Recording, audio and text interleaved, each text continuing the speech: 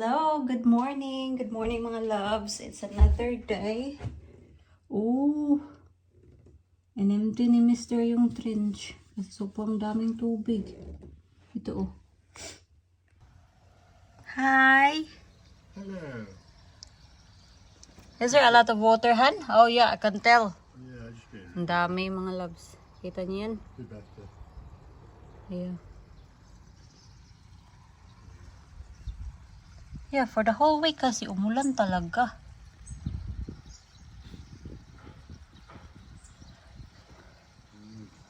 So, yung paglalagay ng concrete is from there to there and all the way there.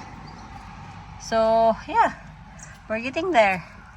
Pero sabi ni Mr. Cook, ano daw, tatawagan daw niya si Kuya. Yung Kuya na naglagay ng bato sa wall ng swimming pool para tulungan siya. Prepare na ni Mr. yung mixer niya, kaya mag-work tayo mamaya. Ando na. Kaya magla-lunch tayo para may energy. Come on now, Mr.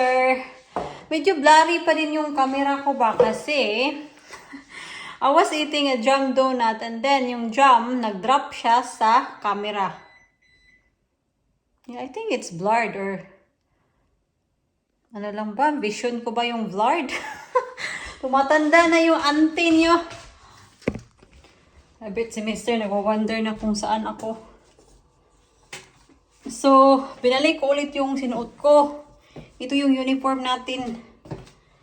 Uniform sa paglalagay ng concrete. Binalik ko siya mga palangga kasi meron na siyang concrete ba, nalagyan na siya ng concrete, kaya binalik ko na lang instead na mag-ano na naman ako ng panibagong damit at malalagyan na naman ng concrete. So wag kayo mag-comment na pabalik-balik lang yung suot ko. Binalik ko talaga siya purposely kasi yun na nga, may mga semento na siyang nalagay dito. It's down into the bottom of stuff. So we'll finish this bag, it all goes in the bottom. But you can bring it up to here somewhere, it doesn't matter, you know, as long as you enough to top it off.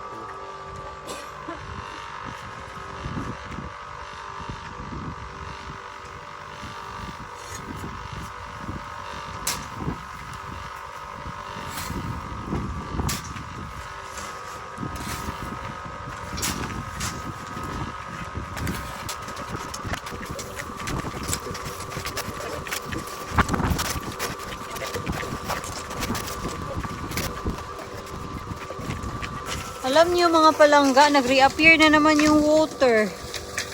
Dito oh. Yan oh, marami na namang tubig. Empty to ni Mr. kanina.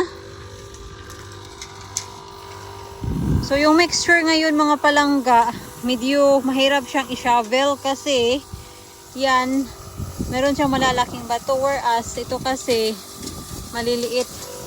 Pakita ko sa inyo yung difference. So ito, meron siyang ito, malalaking bato. Hindi naman siya malalaki, pero you know what I mean. Yan. Sabi ni Mr. this is the proper mixture of concrete daw talaga. And ito, yan. Sharp sand to. Kaya mas madali siyang i-shovel out.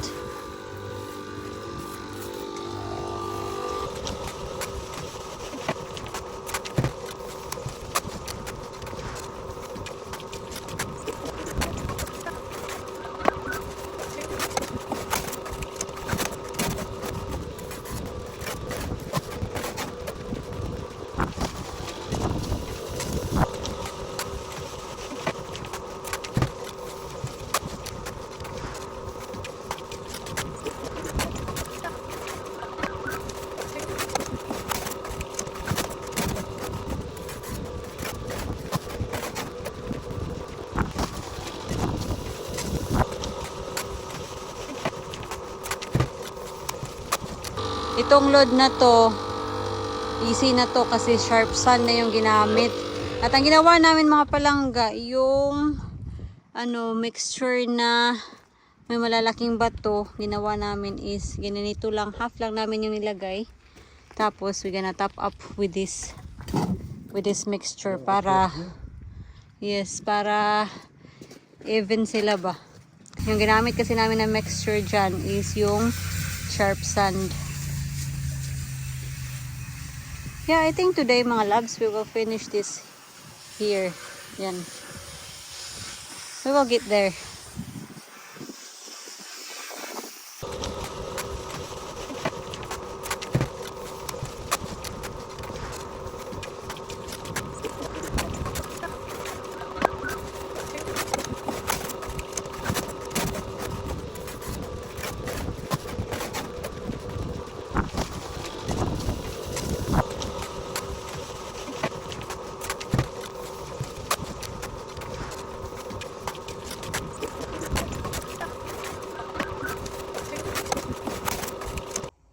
So, kaunting pahinga lang muna kasi umulan na naman. Iniwan namin yung concrete doon, oh.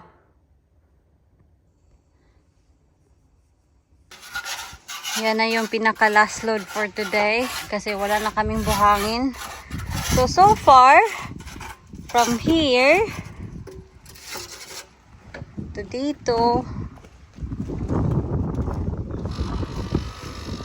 yan. So, we're almost finished the corner, this corner. So, tomorrow, yung sand na in order ni Mr. dadating dito. I don't know what time, but kung maaga dadating, then we will finish this. This. Do you need my help? Yeah, I'm just going to watch it. Do you need my help? I'll give you the glory of putting the last bit in. Sige na mga palangga. Tarapusin ko muna to. Honey, you got something? Ahay, naku. May delivery si Mr. Oh, looking good. So yung soil doon, dito na. So, filled in na ni Mr. yung... I haven't done that because we haven't filled it in yet. Yeah, so filled in na ni Mr. yung mga gaps dito. It's all filled in the front there. And the front as well? Yeah, it's all filled there. Good. Yeah. So, yeah, iniwan ni Mr. Once we're finished Tomorrow, it will be finished. getting filled up and concreted, I'll put some flints, some more hardcore down in for the time being to tidy it up. Around it. Yeah, very good. A lot of this will sink down, you see, so I've got A lot of that will sink down. Oh, this will, yeah. Yeah. I've been over this with Digger. I run over it, so Okay. I'll go through for that. So, yeah, that's the update. So, slightly tidier. Nandito na yung buhangin. So, we will continue that early this morning. Dalawang sako yung in-order ni Mr. So, hindi talaga tayo mauubusan. So, I need to get changed na. Kasi pangtulog pa ako. Wala pa namang ulan, kaya magsasampay ako. Grab the opportunity. Naka-forecast ngayon na uulan daw. Pero there are times mga palangga na hindi reliable yung forecast kasi sabi na uulan, hindi uulan. And sasabihin na hindi uulan, uulan. So, yeah. Ano talaga, take your own risk. So, I think, are we doing it now? Or shall we do it after lunch?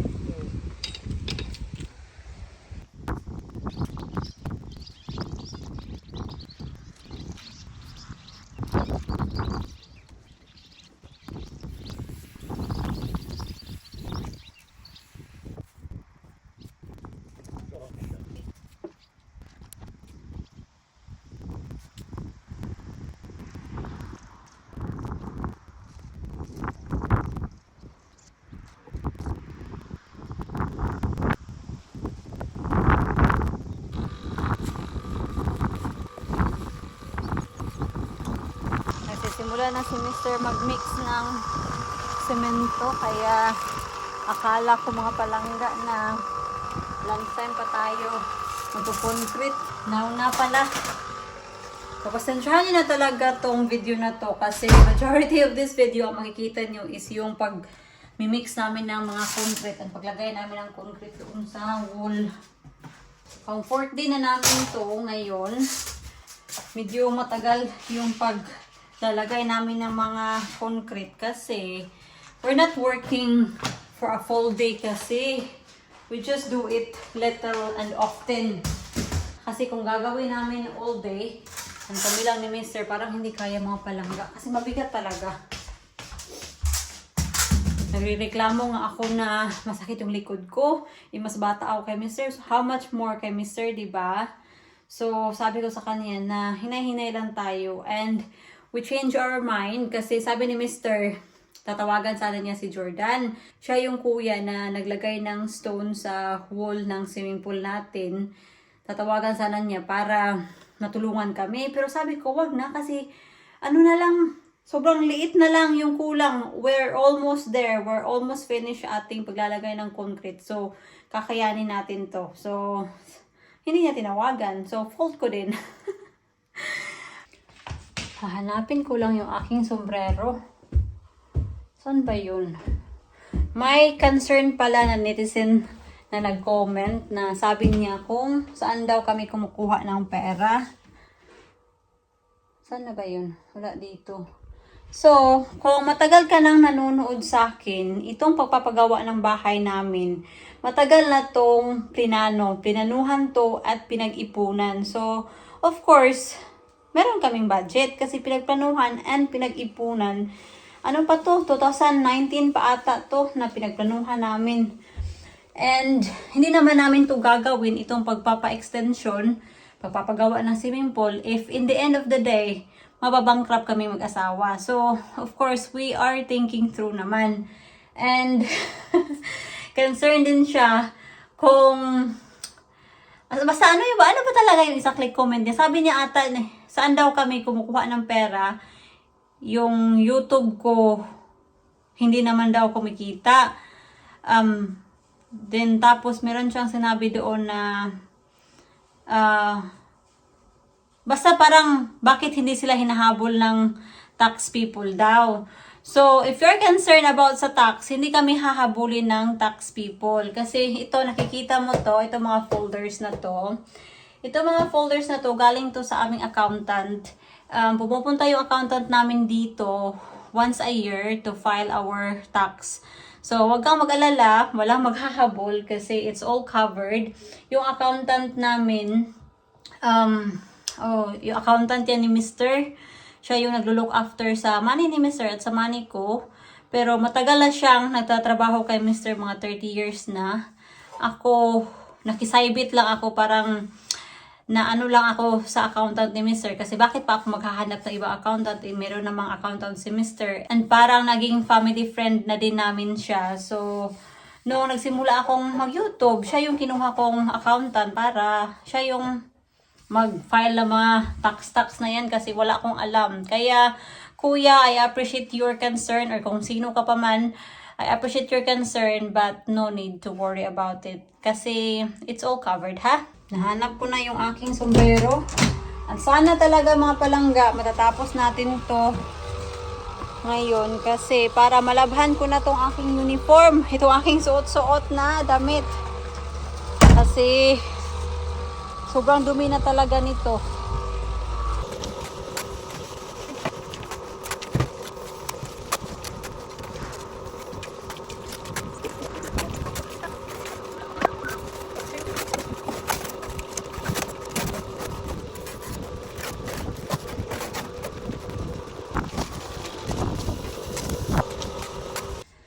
So, kaunting pahinga. Kasi umuulan. Sabi ni Mr. Mga Loves, parang hindi ata enough yung 2 bags of sand. Sabi ko sa kanya, bakit hindi ka nag-order ng 3? Nagda-doubt lang siya ba kung enough ba. Pero sabi ko sa kanya, feeling ko enough naman. We will see. Sus na ko, yung ating sinampay. Oh well, they will have another rinse. Baka may mag-comment dyan na sasabihin niya na mabaho ako.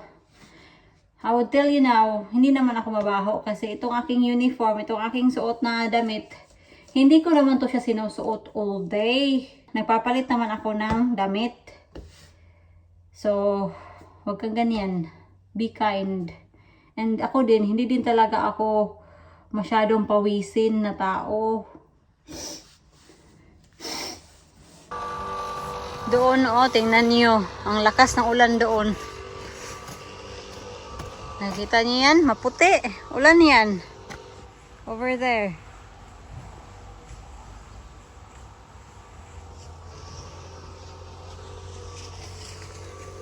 Nagmimix sa si Mister. Hindi pa nga natin nalalagay ito, oh. Ayay, mas lalong lumakas yung ulan, oh. So, si Mister.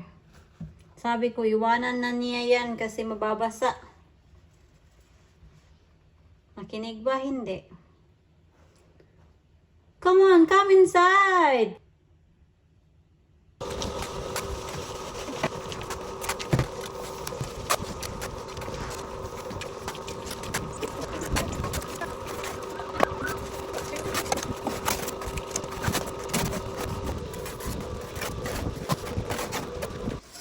Finally, at natapos na mga loves.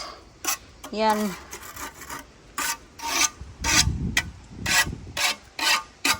Tapos na rin tayo, Mister. And meron pang natira. So, yan. We will tip it in here. Here?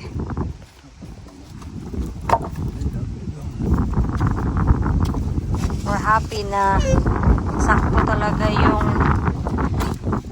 buhangin kasi nauting na hindi sakto kanina.